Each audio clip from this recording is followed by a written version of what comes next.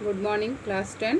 आज मैं आप लोगों को वर्कबुक में डीप डाउन के एक्सट्रैक्ट और क्वेश्चन आंसर को डिस्कस कर रही हूँ। ठीक है, तो ये चैप्टर 6 है। धाय माँ देखो ना, कितनी सुंदर सुंदर लड़कियाँ नाच रही हैं, गीत गाती हुई तुलजा भवानी के सामने नाच रही हैं। चलो देखो ना। इसमें वक्ता कौन है? वक्ता है कुंवर उदय सिंह। ठीक है, वक्ता कौन है? कुंवर उदय सिंह है और श्रोता धाय माँ है, धाय माँ पन्ना। ठीक है, वक्ता का परिचय। इसमें वक्ता कौन है? कुंवर सिंह। कुंवर सिंह की आयु कितनी है? आप इसमें ये यहाँ से थोड़ा लिख सकते हो। चित्तौड़ के स्वर्गीय महाराणा सांगा का सबसे छोटा पुत्र और जो चित्तौड़ का उत्तराधिकारी है, जिसकी आयु 14 वर्ष है।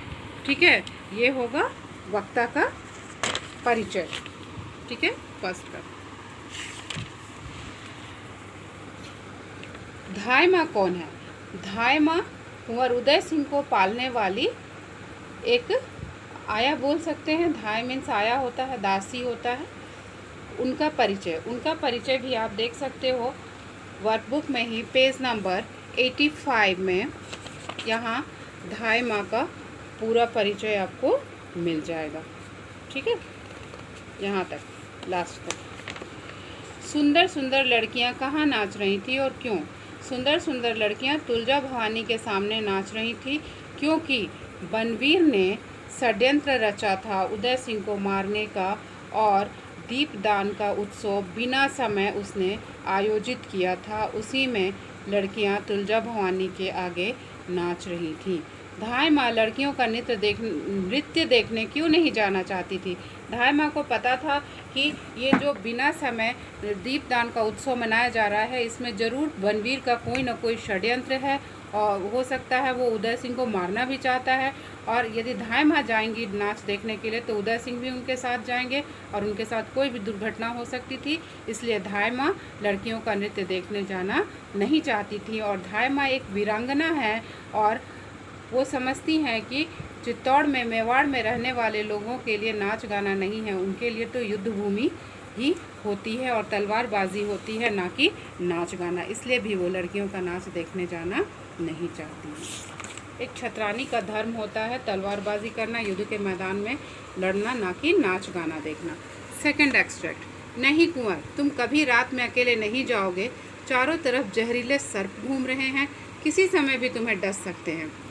कुंवर कौन है? कुंवर उदय सिंह है तथा उनसे बात करने वाली है धाय माँ पन्ना। जहरीले सर्प से वक्ता का संकेत किनकी ओर है और क्यों? जहरीले सर्प जो बनवीर के सिपाही चारों तरफ फैले हुए हैं उनकी ओर है, और वक्ता का संकेत उनकी ओर है, क्योंकि वक्ता जानती है कि बनवीर ने षड्यंत्र रचा है और मौका पाकर कुंवर को अकेले देखकर उसका कोई भी सिपाही उन्हें मौत के घाट उतार सकता है। बनवीर कौन था? बनवीर पृथ्वीराज महाराणा सांगा के छोटे भाई पृथ्वीराज का दासी पुत्र था। पृथ्वीराज ने किसी दासी से विवाह किया था, उसी का पुत्र बनवीर था, और जिसकी उम्र 32 साल थी। वह उदय सिंह को इसलिए मारना चाहता था क्योंकि अभी उदय सिंह सिर्फ 14 साल के ही थे, इसलिए उसको राज्य देखने के लिए रखा गया था। लेकिन बनवीर चाहता था कि वो किसी तरह उदय सिंह को मार ले और राज्य को हथिया ले, इसलिए वो उदय सिंह को मारना चाहता था। सोना कौन थी? सोना रावल स्वरूप सिंह की लड़की थी और वो वाक्पटु थी। वाक्पटु मीन्स बोलने में बहुत तेज थी, उसके पास हर बात का जवाब होता था और उसको नाचना गाना बहुत पसंद था। अगर आप चाहें तो इसका परिचय यहाँ से भी आप देख सकते हैं, पेज नंबर 86 में। ठीक है, थर्ड एक्सट्रैक्ट। दिन में तो तुम चित्तौड़ के सूरज हो कुंवर, और रात में तुम राजवंश के दीपक हो, महाराणा सांगा के कुल दीपक। किसने किसे चित्तौड़ का सूरज कहा और क्यों? धाय माँ पन्ना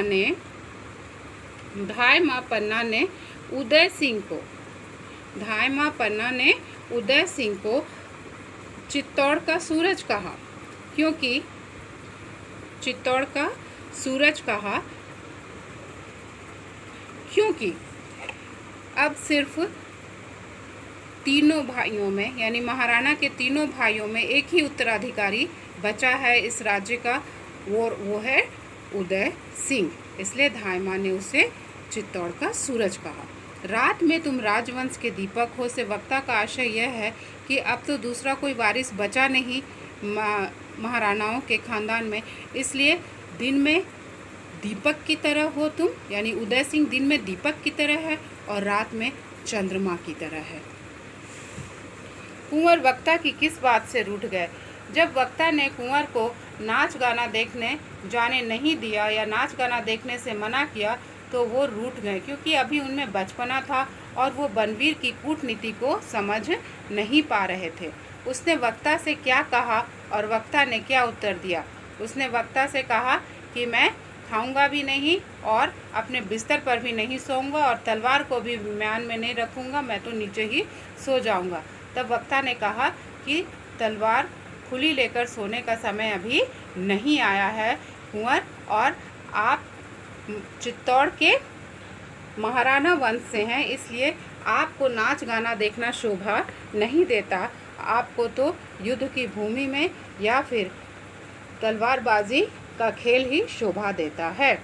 वक्ता ने तलवार के संबंध में ये कहा कि तलवार को मयान में रख दीजिए, क्योंकि खुली तलवार लेकर सोने का समय अभी नहीं आया है। नंबर 4, उन्होंने कहा महल में धाय माँ अरावली पहाड़ बनकर, अरावली पहाड़ राजस्थान में है, बनकर बैठ गई हैं। अरावली पहाड़ कौन हंसता है? सोना हंसती है। अरावली पहाड़ तो तुम लोग यहाँ अरावली पहाड़ जब सोना कहती है धाय माँ से कि तुम महल में अरावली पहाड़, यानी कुंवर के आगे तुम पहाड़ बनकर खड़ी हो, इसलिए बनवीर उसका बाल भी बांका नहीं कर पा रहा है। तब धाय माँ पन्ना हंसती हैं कि अरावली पहाड़ तो तुम लोग बनास नदी बनकर बहो ना, क्योंकि नदी तो पहाड़ को भी पार करके बह जाती है ना। खूब नाचो गाओ, यूँ आज कोई उत्सव का दिन नहीं था, फिर भी उन्होंने कहा मेरे बनवाए हुए मयूर पक्ष कुंड में दीप दान करो। किसने कहा था? बनवीर ने कहा था। उन्होंने शब्द का प्रयोग किसके लिए हुआ है? बनवीर के लिए हुआ है, जो सोना कह रही है, जो अभी उसके मोहपाश में बंधी हुई है, अंधी है और उसे सत्य का पता नहीं चल रहा है। और बनवीर का परिचय भी आप यहाँ देख सकते हो कि बनवीर किस तरह का व्यक्ति था। वो एक कूटनीतिज्ञ था। बनवीर क्या था? बनवीर महाराणा संग्राम सिंह के छोटे भाई पृथ्वी सिंह का दासी पुत्र था। उसे राजगद्दी पर इसलिए बिठाया गया था क्योंकि राज्य का असली उत्तराधिकारी उदय सिंह अभी छोटा बच्चा था।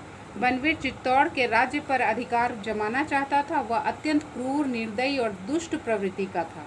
अपनी योजना को पूरी करने के लिए वह दीपदान के महोत्सव का आयोजन करता है। वह विक्रमादित्य की हत्या कर देता है तथा उदय सिंह को मारने का षड्यंत्र भी रचता है। बनवीर अत्यंत चतुर और कूटनीतिज्ञ भी है। वह पन्ना को जागीर का लालच भी देता है। पन्ना द्वारा नकार दिए जाने पर उसके सोए हुए पुत्र चंदन को उदय सिंह के धोखे में क्या करता है? मार देता है। यानी पावर ऑफ अटर्नी, जैसे किसी का कोई वारिस अभी छोटा है और कोई दूसरा नहीं है, तो किसी भी नज़दीकी रिश्तेदार को क्या दिया जाता है? पावर ऑफ अटर्नी दिया जाता है कि जब तक बच्चा बड़ा नहीं हो जाता है उसकी संपत्ति की देखभाल वो करेगा, और जब बच्चा 18 साल का हो जाएगा तो फिर वो सारी संपत्ति का खुद मालिक हो जाएगा, और जिसको पावर ऑफ अटर्नी दिया जाता है उसको फिर उससे मुक्त कर दिया जाता है। ठीक है।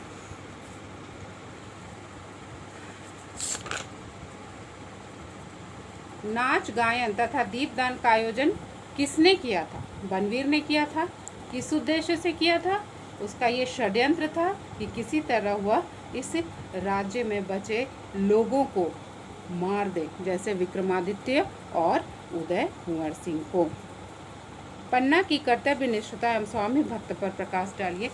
पन्ना जैसी कर्तव्यनिष्ठ महिला और स्वामी भक्त महिला न कभी पहले हुई है और न कभी होगी, क्योंकि पन्ना में देशभक्ति इतनी कूट कूट कर भरी थी कि वह निस्वार्थ होकर उसने अपने देश की सच्ची सेवा की, और उदय सिंह को बचाने के लिए उसने अपने बेटे, अपने कुल के दीपक चंदन का दान कर दिया। यानी उसके सामने ही बनवीर चंदन को कुंवर उदय सिंह समझकर मार डालता है और वो कुंवर को किसी तरह बचा ले जाती हैं कीरत बारी की सहायता से। बनास नदी का प्रयोग किस संदर्भ में किया गया और क्यों?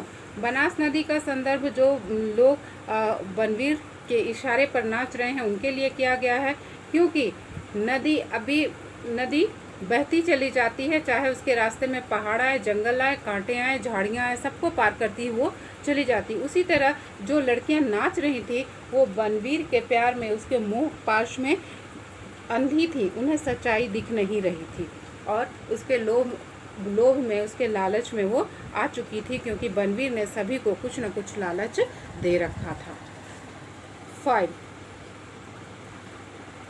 मैं ही क्या, सारे नगर निवासी यह त्योहार मना रहे हैं, नहीं मना रही हो तो तुम। ये कौन कह रहा? सोना धायमा से कह रही है। पहाड़ बनने से क्या होगा, राजमहल पर बोझ बनकर जाओगी बोझ, और नदी बनो तो तुम्हारा बहता हुआ बोझ पत्थर भी अपने सिर पर धारण करेंगे। पत्थर भी, यानी पहाड़ तो चट्टान की तरह खड़ा रहता है एक जगह से, वो हिलता डुलता नहीं है, लेकिन नदी तो उछलती कूदती हुई बहती हुई चली जाती है ना, और पत्थर के ऊपर से भी वो क्रॉस कर जाती है। इसलिए ऐसा कहा गया कि अगर नदी बनोगी तो बनवीर भी तुम्हें अपने सर पे बैठाएगा। आनंद और मंगल तुम्हारे किनारे होंगे, तुम्हारे जीवन में खुशियां ही खुशियां होंगी। ये सोना किसको बोल रही है? धायमा को लालच दे रही है। जीवन का प्रवाह होगा, यानी जीवन एकदम स्मूथली जाएगा, आराम से जाएगा। उमंगों की लहरें होंगी जो उठने में गीत गाएंगी और गिरने में नाच नाचेंगी, यानी आनंद ही आनंद, चारों ओर उल्लास ही उल्लास होगा, है ना।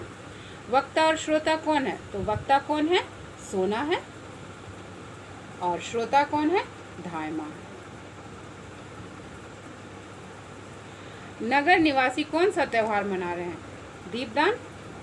दीपदान कर रहे हैं। जैसे जो हिंदी महीने के अनुसार जो कार्तिक का महीना आता है, तो अधिकतर जो हिंदू फैमिली होती हैं वो क्या करती हैं? दीप का दान करती हैं, यानी घी का दिया जलाती हैं और किसी भी नदी में, अधिकतर ये गंगा नदी में किया जाता है, किसी नदी में छोड़ती हैं, क्योंकि ये जीवन का, इस भव सागर का प्रतीक होता है। और जिस तरह से हम इस संसार में, ये संसार भव सागर है और एक छोटे से टिमटिमाते दिए की तरह हम हैं। और क्यों नगर निवासी दीपदान का त्यौहार मना रहे थे बिना समय? क्योंकि बनवीर द्वारा रचा गया यह षड्यंत्र था कि पूरे नगर के लोग उत्सव में मशगूल हो जाएंगे, नाच गाने में मस्त हो जाएंगे, खाने पीने में व्यस्त हो जाएंगे और वो अपने काम को अंजाम दे पाएगा। उस त्यौहार का आयोजन बनवीर ने किया था। किस उद्देश्य से? आपको मैं बहुत बार बता चुकी हूँ किस उद्देश्य से किया था। उदय सिंह को मारने के उद्देश्य से, ताकि सभी लोग व्यस्त हो जाएंगे नाच गाने में और खाने पीने में, और वो अपना काम आसानी से कर पाएगा। क्योंकि ऐसे मौसम में तो, बाकी दिनों में तो उदय सिंह के आगे पीछे धायमा रहती हैं, और इसमें तो उदय सिंह बच्चा है, उत्सव देखने आ जाएगा और अकेले पाकर कहीं वो लोग उसका काम तमाम कर देंगे। इस उद्देश्य से बनवीर ने ये त्यौहार का आयोजन उस समय, यानी बिना समय किया था। धायमा, तुम्हारे पहाड़ बनने से क्या होगा? वक्ता के इस कथन का आशय यह है कि तुम अकेले उदय सिंह की रक्षा कब तक कर पाओगी? चारों ओर उदय सिंह के दुश्मन घूम रहे हैं और बनवीर तो ऐसे भी बहुत शक्तिशाली है, सभी सेना भी उसकी बात मानती है, तो तुम अकेले उसकी रक्षा कैसे कर पाओगी? और नदी बनो, नाच नाचेंगी। कथन का आशय यह है कि सोना कहती है कि उदय सिंह की रक्षा करना छोड़ दो और तुम बनवीर की बात मानो, तो तुम्हारे जीवन में खुशियां ही खुशियां होंगी, कभी कोई दुख तुम्हारे जीवन में नहीं आएगा। 6 विलासी और अत्याचारी राजा कभी निष्कंटक राज्य नहीं कर सकता। वक्ता धायमा है। वक्ता कौन है? धायमा, जो बनवीर के लिए इस वाक्य का इस्तेमाल उन्होंने किया है। और श्रोता है सोना। तो सोना का परिचय दे सकते हो, यहाँ पर सोना का परिचय भी दिया हुआ है पेज नंबर 86 में, ठीक है।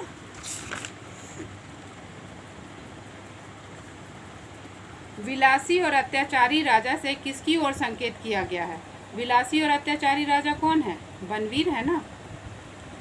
ऐसे व्यक्ति को राजगद्दी पर क्यों बिठाया गया था? मैंने आपको पहले ही बताया कि जब अगर किसी का कोई उत्तराधिकारी छोटा होता है, संपत्ति को और नहीं संभाल सकता, तो अपने ही किसी रिश्तेदार को पावर ऑफ अटर्नी दी जाती है, ताकि जब तक बच्चा 18 साल का नहीं हो जाता वो उसकी देखभाल करेगा। तो उसी तरह महाराणा पृथ्वीराज के दासी पुत्र बनवीर को ये भार सौंपा गया था कि जब तक उदय सिंह बड़े नहीं हो जाते हैं तब तक वो राज की देखभाल करेगा। लेकिन बनवीर के मन में लालच आ जाता है और वो सोचने लगता है कि यदि मैं कुंवर को मार दूं तो बाकी तो कोई बचा ही नहीं है और मैं आराम से मेवाड़ पर, चित्तौड़ पर राज करूंगा।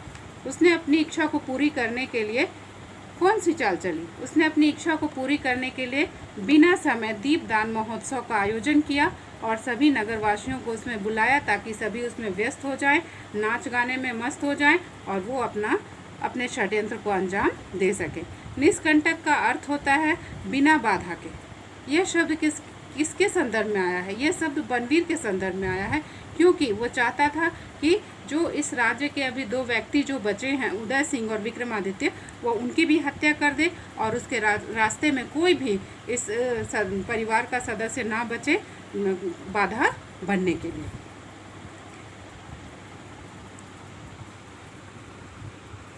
तो बच्चों, मैं आज इतना ही आपको पढ़ाऊँगी, ठीक है। और मैं आपको ये बता दूँ, क्लास 10 की सिलेबस आपका पूरा है, ठीक है। ये तो मैंने रिवीजन करा दिया है, लेकिन सिलेबस आपका पूरा है।